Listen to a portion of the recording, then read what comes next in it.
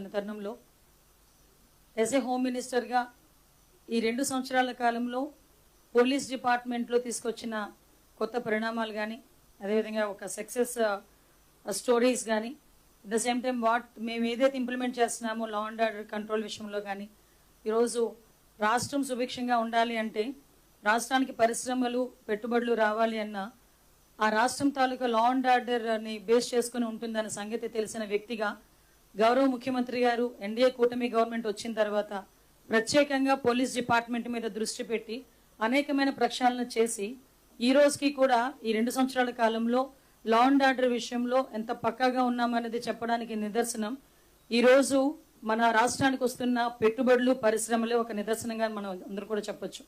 ఎందుకంటే ఒక పెట్టుబడిదారుడికి ఇక్కడికి రావాలి, ఇక్కడ పెట్టుబడి పెట్టాలంటే ఒక నమ్మకం కలగాలి. ఒక పరిశ్రమ ఇక్కడ తీసుకొచ్చుకొని అతను ఆ పరిశ్రమ నడిపించాలంటే ఒక నమ్మకం కలగాలి.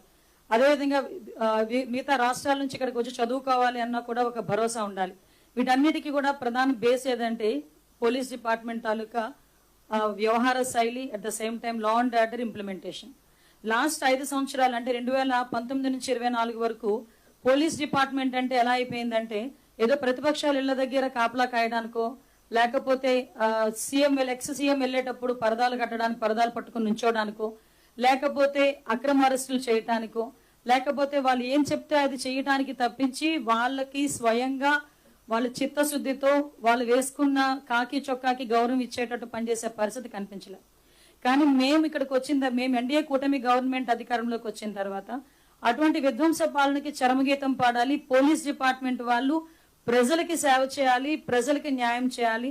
పోలీస్ డిపార్ట్మెంట్ అంటే అదొక పవర్ కాదు, పోలీస్ డిపార్ట్మెంట్ అంటే ఒక రెస్పాన్సిబిలిటీ, పోలీస్ డిపార్ట్మెంట్ అంటే ఒక రెస్పెక్ట్ అన్న ఉద్దేశంతో ఈ రోజు మా పోలీస్ డిపార్ట్మెంట్ వాళ్ళు పనిచేస్తున్న తీరుకి నేను ఈ 2 సంవత్సరాల కాలంలో చేసిన ఈ పనితీరుకి నేను ఈ వేదిక మీద వాళ్ళందరినీ కూడా అభినందిస్తున్నా. ఎందుకంటే ఇది మాకు ఒక జవాబుదారీతనం. ఈ రోజు 2 సంవత్సరాల తర్వాత మేము వచ్చి ఇది చేశామని చెప్పడానికి ఏ నాయకుడికైనా దమ్ము ఉండాలి. ఈ రోజు 2 సంవత్సరాల పరిపాలనా కాలంలో ప్రతి శాఖ మంత్రి కూడా వచ్చి ఈ రోజు మేము మా డిపార్ట్మెంట్ లో ఇది చేశామని చెప్పి గర్వంగా చెప్పగలుగుతున్నాము అంటే గవర్నమెంట్ కి ఈ రోజు పబ్లిక్ మీద ఉన్న చిత్తశుద్ధి మీకు ఎలా ఉంటుందో మీ అందరికీ కూడా అర్థం అవ్వాలి. ఈ రోజు మనందరికీ తెలుసు యాక్చువల్ గా పోలీస్ డిపార్ట్మెంట్ కి సంబంధించి ఈ రోజు ఎన్డీఏ కూటమి గవర్నమెంట్ వచ్చిన తర్వాత దగ్గర మనం ఒకసారి మీకు పవర్ పాయింట్ ప్రెజెంటేషన్ కూడా ఉంది, ఒకసారి చూస్తే కనుక మన వాళ్ళు ఒకసారి పెట్టారా, పవర్ పాయింట్ పెట్టారా, ఒకసారి చూసుకోండి.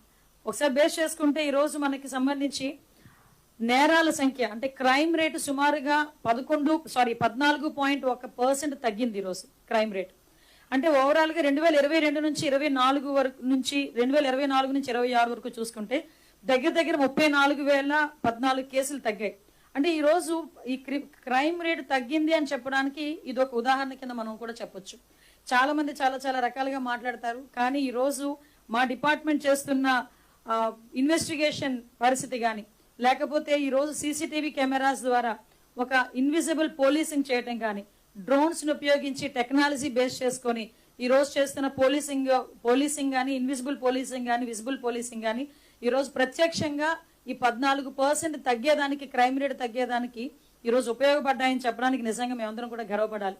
ఈ రోజు పరిస్థితి ఎలా ఉందంటే ఇంతకు ముందు టెక్నాలజీని బేస్ సీసీటీవీ కెమెరాస్ ఉండేవంటే 14,000 సీసీటీవీ కెమెరాస్ సుమారుగా 2018లో గౌరవ ముఖ్యమంత్రిగా చంద్రబాబు నాయుడు గారు ఉండేటప్పుడు ఇన్స్టాల్ చేస్తే, మ్యాట్రిక్స్ సంస్థ చెప్పి ఇన్స్టాల్ చేస్తే 2019 నుంచి 24 వరకు వాటికి కనీసం ఛార్జెస్ కూడా ఇవ్వకుండా, అంటే వాటికి మెయింటెనెన్స్ ఛార్జెస్ కూడా ఇవ్వకుండా ఈ 5 సంవత్సరాలు కూడా వాటిని నిరుపయోగంగా వదిలేసి కేవలం బొమ్మలు మాత్రమే ఉండే పరిస్థితిలో కనిపించాయి సీసీటీవీ కెమెరాస్.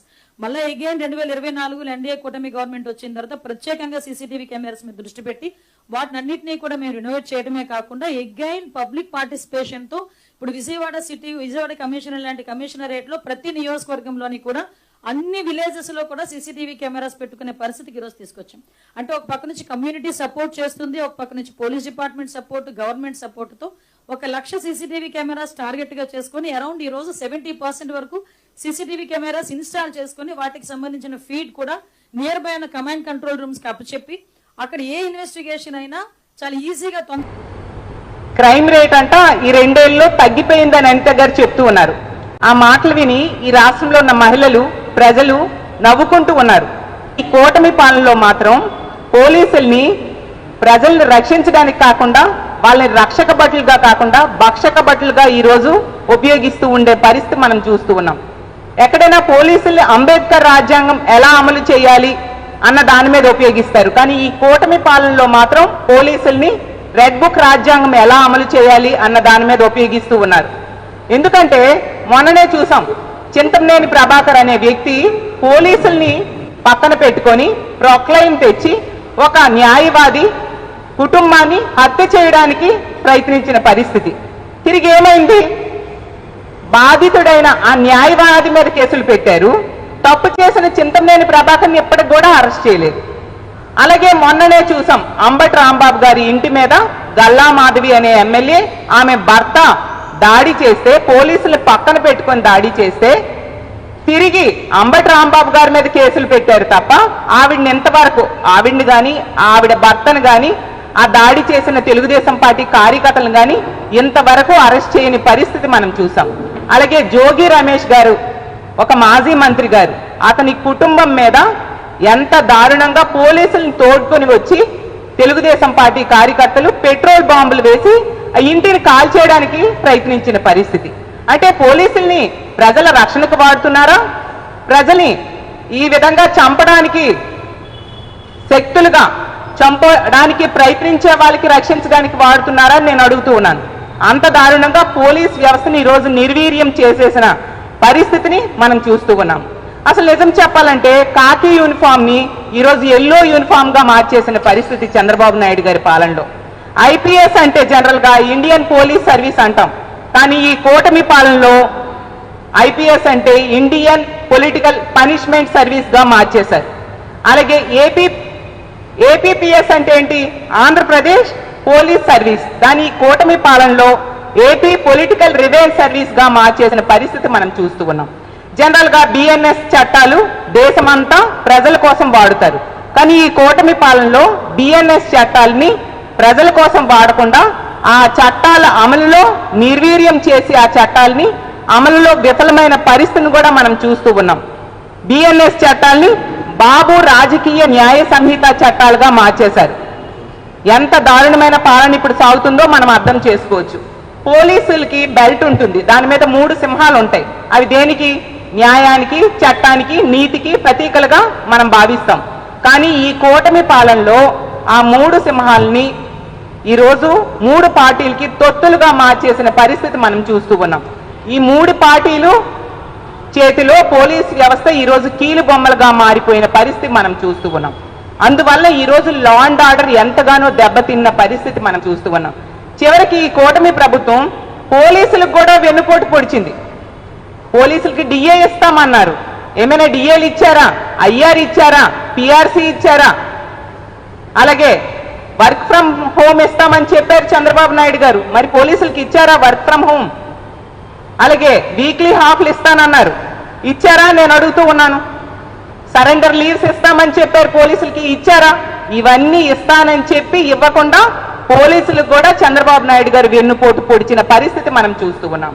ఈ కూటమి పాలనలో పోలీసు వ్యవస్థ ఎంత నిర్వీర్యం అయిపోయిందో దానికి హోంమంత్రి అయిన అమిత్ షా గారు వీళ్ళకి చేవాట్లు పెట్టారు కదా. Emergency call centre number 112 call చేస్తే ఈ ఆంధ్రప్రదేశ్ రాష్ట్రంలో పోలీసులు రెస్పాండ్ అయ్యే సమయం 26 నిమిషాలు, దేశవ్యాప్తంగా అది 18 నిమిషాలు ఉంది. మీరు బుద్ధి తెచ్చుకోండి, ప్రజలు రక్షించండి, రామచంద్ర దేవుడా రక్షించండి అని పోలీసులకి వాళ్ళు ఫోన్ చేస్తే 26 నిమిషాల వరకు మన రాష్ట్ర పోలీసులు పట్టించుకోవట్లేదంట. అమిత్ షా గారే స్వయంగా చేవాట్లు వేశారు, లేఖ రాశారు చంద్రబాబు నాయుడు గారికి. మరి మీ పోలీసుల పనితీరు బాగుందని మీరు ఎలా చెప్పుకుంటారు అనిత గారు అని నేను అడుగుతూ ఉన్నాను. అలాగే మనం తీసుకుంటే బిఎన్ఎస్ఎస్ చట్టాల అమలులో మన రాష్ట్రం చిట్ట చివరి ర్యాంక్ వచ్చింది. అది మర్చిపోవద్దు.